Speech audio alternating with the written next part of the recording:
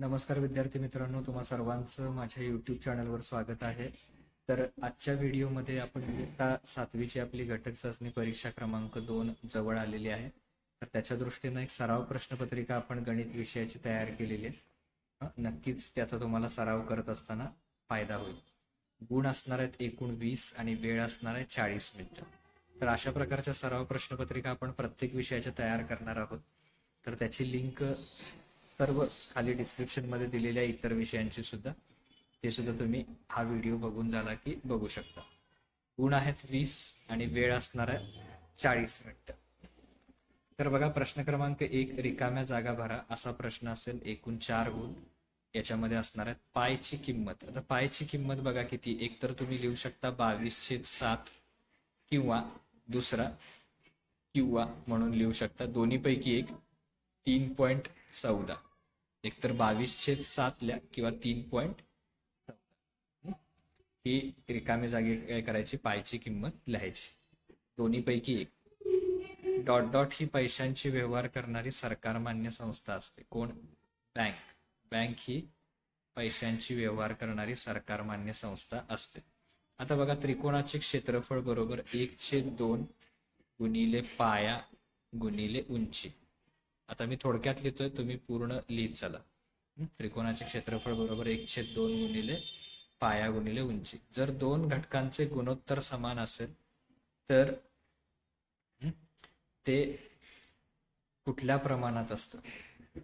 समप्रमाणात का व्यस्त प्रमाण? तर बघा, समप्रमाणात असतं. आणि जर गुणाकार समान असेल, गुणोत्तर समान असेल तर समप्रमाणात.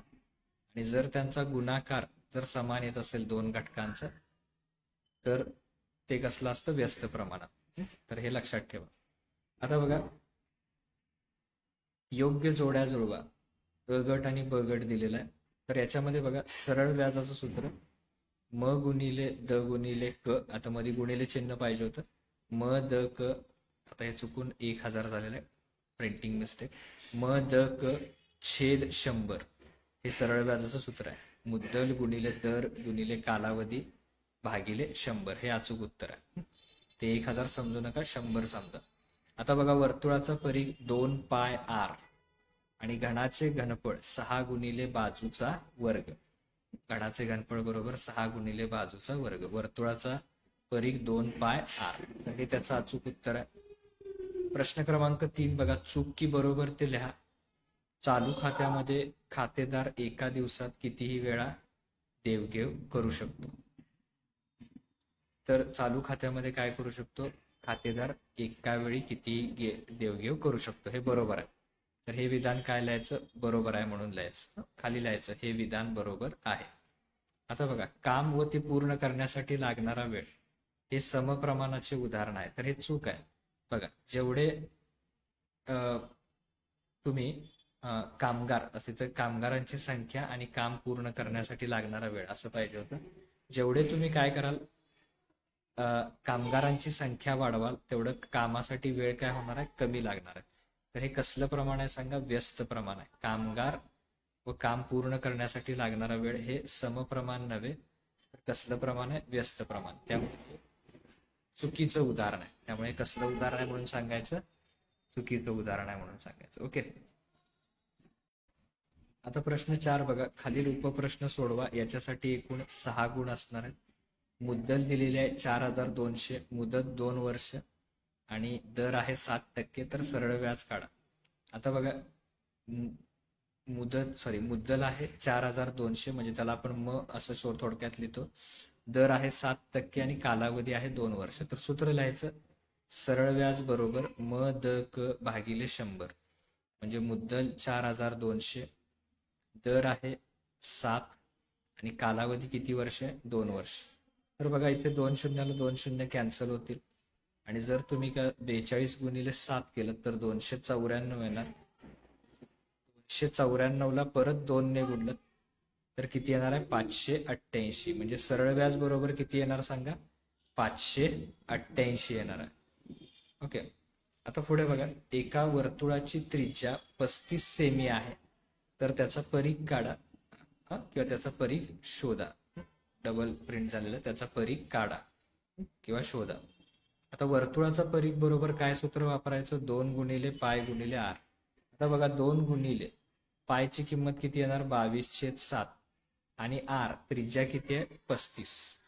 त्यामुळे 2 22/7 पायची किंमत आणि 35. तर बघा 7 एक्के 7, 7 5 35. तर 22 गुणिले 2 किती येणार? 44. 44ला कितीनं गुणायचं? ह्या 5ने गुणायचं. मग 44 गुणिले 5 किती येणार आहे? 220 येणार आहे. आता बघा 10 पेनची किंमत आहे 60 रुपये. तर अशा 13 पेनची किंमत किती? तर त्यासाठी काय करायचं? बघा असं टेबल करायचं, आपल्या पद्धतीनं समप्रमाणाच्या पद्धतीनं सोडवायचं. पेनची संख्या 10, तर त्याची किंमत किती? 60. तर 13 पेनची किंमत किती मानूया? x. मग हे कशाचं उदाहरण आहे? समप्रमाण. कारण जेवढी पेनची संख्या वाढाल तेवढं किंमत वाढत जाणार. मग तिरकस गुणाकार करायचा. समप्रमाणाचं उदाहरण आहे म्हटल्यावर म्हणजे 10 गुणिले x आणि 13 गुणिले 60. आता x ची किंमत पाहिजे असेल तर गुणिले 10 काय होणार सांगा? भागिले. म्हणजे बघा 10 एक्के 10, 10 सक्क 60. किंवा आपण असंही म्हणतो शून्याला शून्य गेली म्हणजेच आपण 10चा पाडा म्हणतो. मग 13 गुणिले 6 राहिले, शून्याला शून्य गेल्यावर 13 गुणिले 6 किती येणार आहेत सांगा? 78. तर अशा प्रकारे हा प्रश्न झाला. आता पुढचा प्रश्न बघा. प्रश्न क्रमांक 5 हा 3 गुणांसाठी असणार आहे. तर तो बघूया आपण. तर बघा खाली इष्टिका चितीची लांबी, रुंदी व उंची ही अनुक्रमे दिलेली आहे. त्यावरनं एकूण पृष्ठफळ काढा. लांबी 5 सेमी, रुंदी 3.5 सेमी आणि उंची 1.4 सेमी. तर बघा प्रश्न क्रमांक 5, लांबी 5, रुंदी 3.5 आणि उंची 1.4 सेमी. तर काय करायचं? यासाठी सूत्र लिहायचं. इष्टिका चितीचे एकूण पृष्ठफळ बरोबर 2 गुणिले कंसात लांबी गुणिले रुंदी अधिक रुंदी गुणिले उंची अधिक उंची गुणिले लांबी. हे सूत्र लिहायचं. मग आता याच्याबद्दल 5 किमती टाकायच्या. लांबीची किंमत 5, रुंदीची 3.5, लांबी 5, 3.5, 1.4 ने गुणायचं. त्याच्यानंतर एच ची किंमत 1.4 आणि एल ची किंमत किती आहे? 5. ह्या किमती टाकल्या. आता बघा 5 ला 3.5 न गुणायचं म्हणजे 35 गुणिले 5 करा तर किती येणार आहेत? 175. आता इथं पॉईंट आहे एका संख्येनंतर, त्यामुळे इथं पण काय करायचं? पॉईंट द्यायचा एका संख्येनंतर. म्हणजे किती होणार? 17.5. त्याच्यानंतर बघा ह्या दोघांचा गुणाकार केला. 3.5 गुणिले 1.4 हा गुणाकार करायचा. आणि हा गुणाकार केला की किती येतो बघा? तो येताना येतोय 490 येतोय पहिल्यांदा. आता पॉईंट किती संख्येनंतर आहेत? 35 आणि याच्या म्हणजे सॉरी 5 आणि 4 नंतर, 1 आणि 1 2 संख्येनंतर. म्हणजे 4 पॉईंट किती लिहायचे? 90. तेच 4.90 तुम्ही कसं लिहू शकता? शॉर्टमध्ये 4.9 लिहू शकता. आणि मग हे किती आहेत बघा? 7. तर आता बघा 17.5 एकाखाली एक बरोबर घेतले की तुम्हाला येतं ते सोडवता. 17.5, 4.9 पॉईंटच्या खाली बरोबर पॉईंट लिहा आणि 7. मग बघा 9 आणि 5 14, 14शी 4 हातचे 1, 7 आणि 1 8, 8 आणि 4 12, 12 आणि 7 19 हातचे 1, 1 आणि 1 2. म्हणजे किती येणार आहे सांगा? 29.4 हे त्याचं अचूक उत्तर आहे. मग आता 29.4 ला परत कितीने गुणायचं? 2 ने. म्हणजे बघा 29.4 ला 2 ने गुणायचं म्हणजे 42 8, परत 92 18, 1808 हातचे 1, 2 4 आणि 5 आणि एका संख्येनंतर दशांश चिन्ह म्हणजे 588.8. पृष्ठफळ जर असेल तर एकक लिहायला विसरू नका. चौरस सेमी असं एकक लिहायचं त्याचं. ओके, चौरस सेमी. आता बघा पुढचा प्रश्न. खालील उपप्रश्न सोडवा. 4 गुणांसाठी आहे. सुरेश आणि रमेश यांनी 1,44,000 रुपये 4:5 या प्रमाणात गुंतवले आणि काही भूखंड खरेदी केला. काही वर्षांनी तो विकून त्यांना 20% नफा मिळाला. तर प्रत्येकाला किती टक्के नफा मिळाला? आता बघा हा कसं सोडवायचं.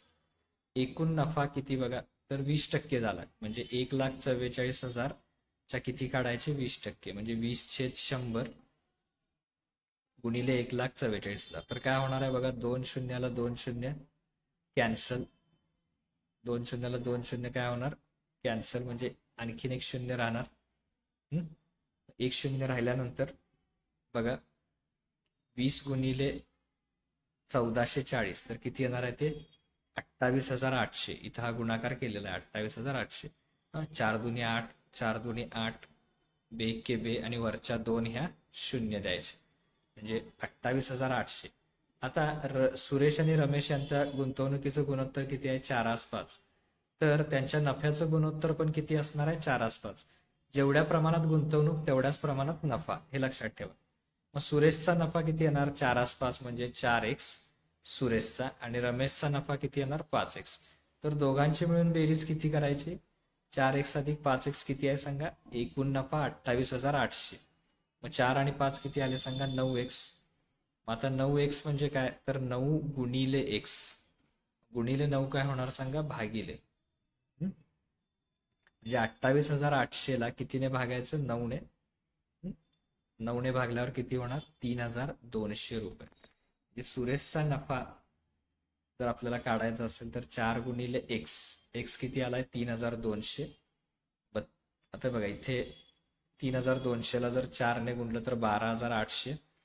आणि रमेशचा नफा 5 गुणिले x, 5 गुणिले 3,002, x ची किंमत किती आहे 3,002, तर किती येणार आहे 16,000. त्यामुळे रमेशचा नफा 16,000 आणि सुरेशचा नफा 12,800. तर अशा प्रकारे काय होतं आपली ही 20 गुणांची जी प्रश्नपत्रिका आहे ती सराव प्रश्नपत्रिका आपली पूर्ण होते. इतरही सराव प्रश्नपत्रिका आपण तयार केलेल्या, गणित विषयाच्या सुद्धा आपण 2 ते 3 सराव प्रश्नपत्रिका चाचणीसाठी तयार करणार आहे. तर त्याची लिंक खाली डिस्क्रिप्शन मध्ये दिलेली आहे, तिथे जाऊन तुम्ही ते सर्व व्हिडिओ बघू शकता. Okay, thank you.